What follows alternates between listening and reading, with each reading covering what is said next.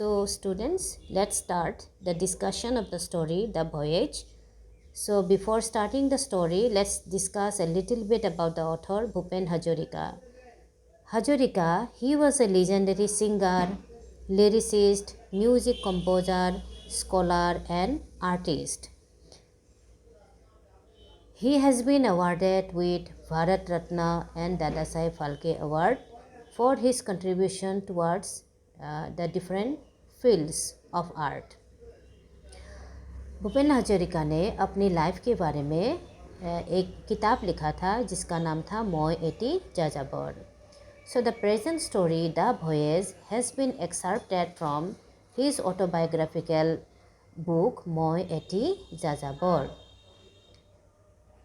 So now let's start the analysis of the story. So here you see the first line, I redeemed my passport and other documents for my voyage to America after receiving the scholarship. There was a pastor at Guwahati by the time of Robert Brown who prepared my research curriculum. As per Bhupen Hazarika mentioned, as soon as he has been declared to get the scholarship for further studies in America, he engaged himself for making the documents and passport to travel from India to America. जैसे ही भूपेन हजारिका का scholarship confirm हो गया, उन्होंने document बनाने में लग गई. अपना पासपोर्ट और अदर इम्पोर्टेंट डॉक्यूमेंट वो रेडी करने लगे. सो भूपेन हजारिका के टाइम पे एक पेस्टर था. पेस्टर मतलब ए प्रीस्ट और a minister in spiritual church. So pastor क्या करते हैं? Specially he used to give advices and counsel to people who required. So जिसका नाम था रॉबर्ट ब्राउन, उन्होंने क्या किया? भूपेन हजारिका का सारा रिसर्च करिकुलम उन्होंने प्रिपेयर किया था. तो वो अमेरिका में जाके कौन सा कोर्स करेंगे, कौन सा ग्राउंड उनके लिए अच्छा होगा, हर चीज़ का प्रिपरेशन यहाँ पर रॉबर्ट ब्राउन ने किया था. I had told him that I was not going abroad to learn about content. We did not lack content but to learn about form. Bhupen Hazarika America में नहीं जाना चाहते थे कंटेंट सीखने के लिए. उन्होंने बोला था कि हमारे असम में या हमारे इंडिया में कंटेंट की कोई कमी नहीं है. फिर भी वो अमेरिका गए. किस लिए? Because here is the lacking of the form. Though content is available for study but in our country there is a lacking of the form. So he finally decided to go America as far as met by the curriculum by Robert Brown. So in those days the chief minister of America was Gopinath Bordoloi. So he has a tiger like personality. He was very strong personality रहने वाले व्यक्ति थे. तो इसलिए गोपीनाथ बॉर्डोले को उस time पे tiger के साथ कंपेयर किया जाता थे. तो he help in obtaining the scholarship for my study in America was immense. So as per as Bhupen Hazarika's mention, तो उनको जो अमेरिका जाने के लिए स्कॉलरशिप मिला था उसमें गोपीनाथ बॉर्डोले जी का बहुत कंट्रीब्यूशन था. Just before the journey, I went to Jyoti Kokaidev for his blessing. He was ailing at the time. So before heading to America, Bhupen Hazarika went to meet his elder brother Jyoti Kokaidev. So he wanted to take the blessing from Jyoti Kokaidev before leaving the country. उस time पे ज्योति कोकाइदेव बीमार थे. सो वो ज्योति कोकाइदेव के पास क्यों गई थी? उनका आशीर्वाद लेने के लिए अमेरिका जाने से पहले. So September 1949. So this story is related to the year of 1949 after the independence of India. So as my intention was to visit and observe the countries which lay on my way to America, the route I selected was not the one commonly chosen. तो 1949 में जब Bhupen Hazarika America जाने के लिए तैयार हो गया था, तब क्या हुआ? तो इंडिया से अमेरिका पहुंचने में उनको बहुत सारा कंट्री क्रॉस करके जाना था. तो अमेरिका पहुंचते जो कंट्री बीच में आएगा वो हर चीज़ हर कंट्री को वो देखना चाहते थे, उनके बारे में जानना चाहते थे। तो इसीलिए क्या किया उन्होंने, अमेरिका जाने के लिए बहुत सारा मीन्स ऑफ कम्युनिकेशन सेलेक्ट किया। वो सिर्फ ट्रेन एक ही मीन्स ऑफ कम्युनिकेशन चूज़ नहीं किया, बहुत सारा किया था। तो क्या क्या मीन्स ऑफ कम्युनिकेशन उन्होंने चूज़ किया था अभी हम लोग को पता चलेगा यहाँ पे। तो I decided to travel by air from Guwahati to Dumdum. First of all he decided to travel by air. कहाँ से? गुवाहाटी से वो दुमदुम मतलब हवाई जहाज़ के द्वारा जाएंगे, उन्होंने ऐसा डिसाइड किया। The fare was 55 rupees. The fare from Guwahati to Dumdum was only 55 rupees. One had to fly in a Dakota plane. उस टाइम पे असम में जो प्लेन हुआ करते थे जिसको बोला गया यहाँ पे डाकोटा प्लेन, उसी डाकोटा प्लेन से वो गुवाहाटी से दुमदुम जाएंगे, जैसे उन्होंने यहाँ पे मेंशन किया। I was to take an Indian Airlines flight from Dumdum to Visakhapatnam. वो विशाखापट्टनम पहुँचने के बाद वो डुमडुम से जब वो विशाखापट्टनम जाएंगे तब वो इंडियन एयरलाइंस के द्वारा जाएंगे। तो he choose Indian Airlines to travel from Dumdum to Visakhapatnam. Another plane from Visakhapatnam to Colombo. Again, after reaching at Visakhapatnam, again he has to fly to Colombo with the same airlines, that is Indian Airlines. From Colombo, I was to set off a 13-day sea voyage to Marshall abroad, the SM Sampunion. तो वो कोलंबो पहुँचने के बाद 13 days का सी voyage करेंगे। It means he started his journey with Dakota plane, then Indian Airlines, and finally after reaching at Colombo उन्होंने sea level से मतलब through the water level he decided to travel. तो from Colombo तो America पहुंचने के लिए उनको जहाज़ से 13 डेज़ का ट्रेवल करना पड़ेगा।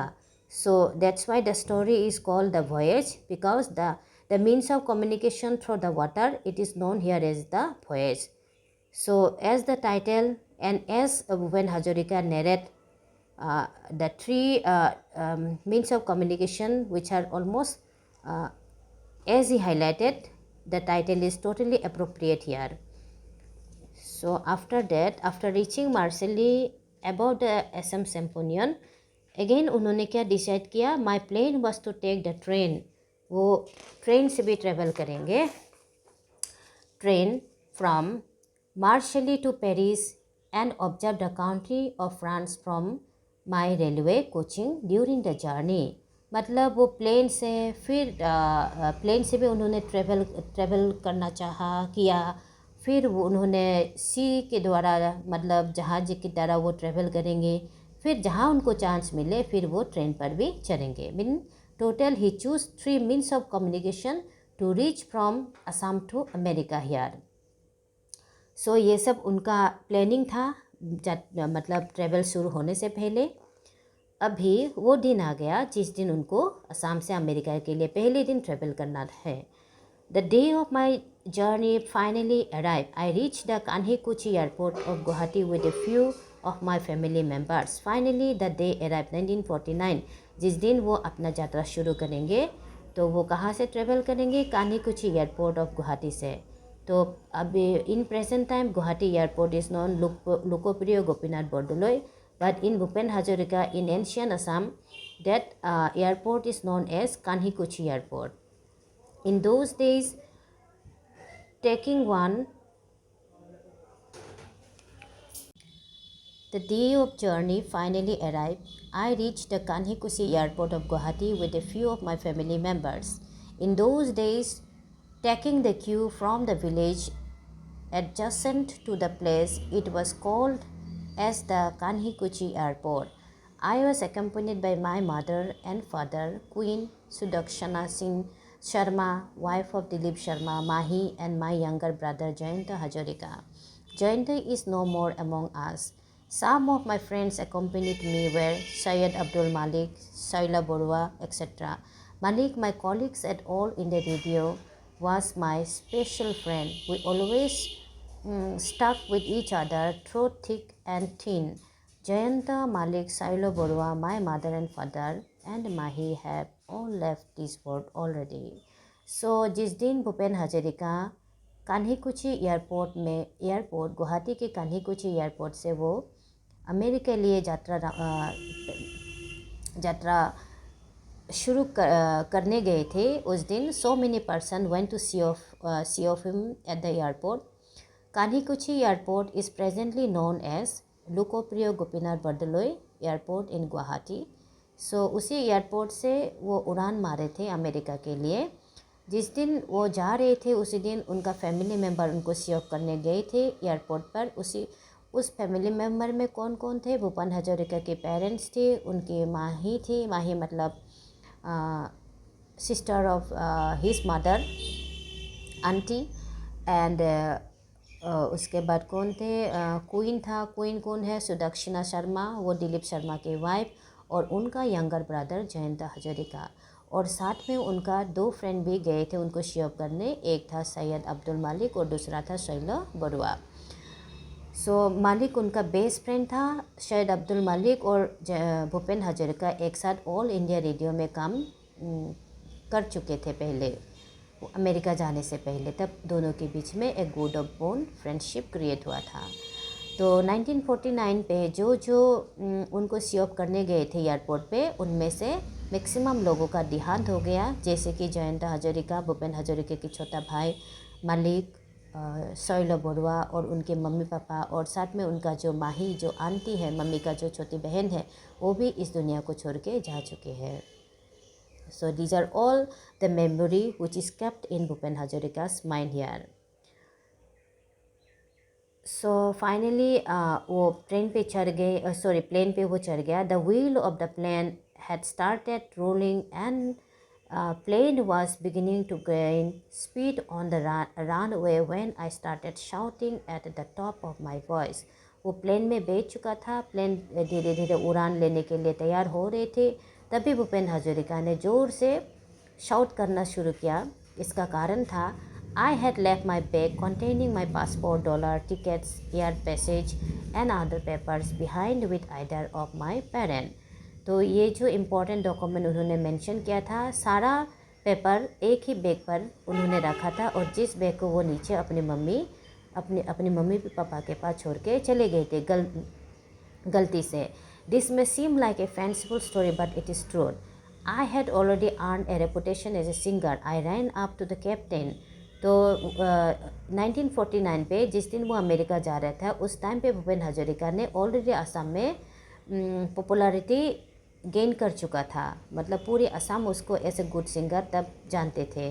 So that's why it was easy task for him to stop the captain for a moment for this Dakota plane and to inquire about his important bag which he was left on the ground. So captain को उन्होंने inform किया. He listened to me. Captain ने भी सुना and halting the plane brought it back to its starting place. जहाँ से वो plane धीरे धीरे उड़ान लिया था, उसी जगह पे आके फिर plane is return back and stop there and gave the opportunity Bhupen Hazarika to get back the bag which one he was left out and lower the ladder. On the day of the inauguration of the airport, the governor Sir Akbar Haidari, I had on his request composed and sung a song celebrating the Victory March of Science. सो जिस दिन पे कान्हीकुची airport का inauguration हुआ था, उस time पे असम का governor था सर अकबर हैदरी. तो as far as sir Akbar Hydari's, Bhupen Hazarika ने एक गाना कंपोज किया था, और वो गाना उन्होंने विक्ट्री और साइंस के ऊपर लिखा था. So he was singing about the victory as well as victory of the science on the demand of Sir Akbar Haidari. So I climbed down the ladder and took the bag from Malik, who had come running with me. I went back to my seat to the small plane with the bag and we reached Calcutta in no time. तो भूपेन हजारिका तुरंत Dakota plane से उतर गए और वो दौड़ते हुए शायद अब्दुल मलिक जो उनका फ्रेंड था, वो भी बैग लेके उनकी ओर आ रहा था. तो उनसे बैग लिया और वो डकोटा प्लेन में बैठ गई. वहाँ बैठते ही तो बैठने के बाद तुरंत ही वो लोग कलकत्ता पहुँच गए. I was receive at Calcutta airport by Bhupen Das. Bhupen Das is his classmate, my classmate, at Cotton College. At that time he was learning the craft of film making. तो भूपेन दास कलकत्ता में क्राफ्ट मेकिंग सीख रहा था अबाउट द फिल्म. तो भूपेन दास के साथ भूपेन हजारिका असम के कॉटन कॉलेज में एक साथ पढ़े थे. तो तब उन दोनों में अच्छा फ्रेंडशिप क्रिएट हुआ था. तो at the time he was learning the craft of film making by working under Kalyan Gupta as assistant director. Under the assistance of Kalyan Gupta, Bhupen Das has been learning filmmaking, the craft of filmmaking. When I left Calcutta, I felt as if I was departing from Assam and Eastern India. When I left Visakhapatnam, I had the feeling of leaving India itself. जब वो कलकत्ता छोड़ के जब वो कलकत्ता पहुंचा, कलकत्ता से वो one I left if it was departing from Assam. जब कलकत्ता से और वो दूसरे विशाखापट्टनम के लिए उड़ान ले रहा था, तब उसको लगा कि मुझसे हमेशा के लिए असम छूट गया. और जब वो विशाखापट्टनम से कोलंबो वो फ्लाइट कर रहा था, मतलब उड़ान ले रहा था, तब उनको लगा कि उनसे हमेशा के लिए उनका देश छूट गया. So when he leave Calcutta at that time he felt sorry for Assam, and when he left Visakhapatnam, at that time he fell for India. My heart felt heavy for my country. So like homesickness, the feeling of homesickness arose in his mind. तो actually here the feeling of home sickness ने actually उनको the feeling of country sickness यहाँ पर हो रहा था कि finally मुझसे अपना देश छूट गया. मैं कुछ सालों के लिए अपना देश छोड़ के फॉरेन जा रही हूँ, ऐसा उनको फील हुआ था प्लेन के अंदर बैठे बैठे. The thought whether or not I would be able to return to my native place occasionally crossed in my mind. उनका दिमाग में ये भी सोच आ रहा था कि do I come back to my own country, do I able to come back to my country, और या I would be settle for ever in foreign country. So these kind of thinking came to in his mind. It was a time when a large number of those who went to America never came back. ये सब सोच उनके दिमाग में आने का एक ही reason था कि उनके टाइम पे जो उनकी जान पहचान के अमेरिका गए थे पढ़ने के लिए, कोई वापस इंडिया में पढ़ाई ख़त्म करके नहीं आया. तो उनके मन में भी ये डर सता रहे थे, क्या मैं भी लोगों की तरह वहीं पे रह जाऊंगा, क्या मैं कभी अपने देश अपना स्टेट नहीं आ पाऊंगा, ये सोच उनकी मन में चल रहा था. Because of that the rich would often get their sons married before sending them to America. इसीलिए असम से कुछ जो रिच पीपल होते हैं, अपने बच्चों को बाहर पढ़ने भेजने से पहले उन लोगों का शादी यहाँ पे कराया दिया जाता है. But for poor fellow like us, the first thought was always about getting a job after returning to our country. It was around that time that the problem of brain drain surfaced. तो ये सब सोच उसके दिमाग में तब चल रहा था, उसकी भूपेन हजारिका की ब्रेन पे. मतलब जो अमीर होता है वो तो अपने बेटों को बाहर भेजने से पहले अपनी बेटों का शादी करा देते हैं, लेकिन the poor people like me, like Bhupen Hazarika, he belongs to middle class poor family.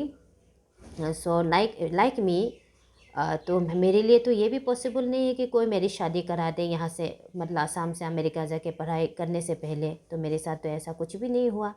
तो इसलिए उनके मन में ये ख्याल आया था कि मैं वापस आ पाऊँगा या भी नहीं.